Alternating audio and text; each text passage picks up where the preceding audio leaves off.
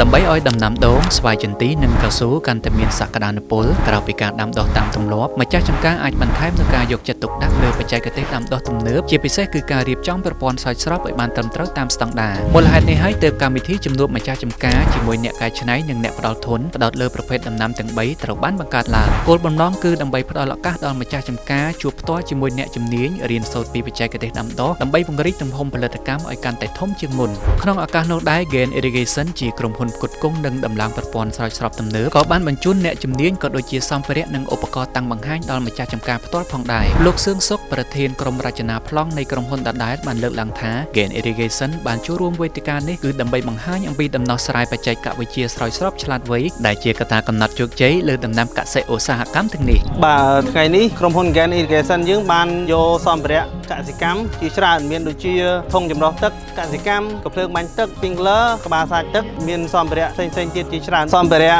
ទាំងអស់នេះគឺយើងអាចប្រើបានទៅលើប្រភេទដំណាំទូទៅមានដូចជា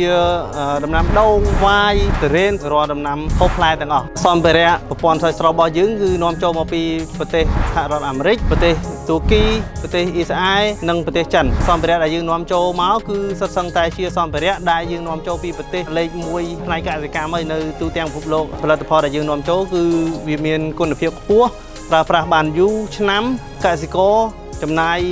តែម្ដងគឺអាចប្រើបានជារៀងរហូតតាមរយៈការបង្ហាញបច្ចេកវិទ្យារបស់ Gain Irrigation ក្នុងវេទិកានេះម្ចាស់ចម្ការនិងអ្នកវិនិយោគបានយល់កាន់តែច្បាស់ថាការរៀបចំប្រព័ន្ធទឹកមានស្តង់ដារមិនត្រឹមតែជួយឲ្យដំណាំរស់រានមានជីវិតប៉ុណ្ណោះទេប៉ុន្តែគឺជាការធានាបាននូវបរិមាណនិងគុណភាពកសិផលឲ្យឆ្លើយតបទៅនឹងស្តង់ដារទីផ្សារជាតិនិងអន្តរជាតិ Gain Irrigation បដិញ្ញាបន្តនាំមកនូវបច្ចេកវិទ្យាស្រោចស្រពទំនើបនិងការប្រឹក្សាយោបល់យ៉ាងក្បោះក្បាយដើម្បីប្រែក្លាយចម្ការរបស់បងប្អូនកសិករឲ្យទៅជាចម្ការដែលមានទិន្នផលខ្ពស់ត្រូវស្តង់ដារនិងផ្ដល់ប្រាក់ចំណេញប្រកបដោយចីរភាព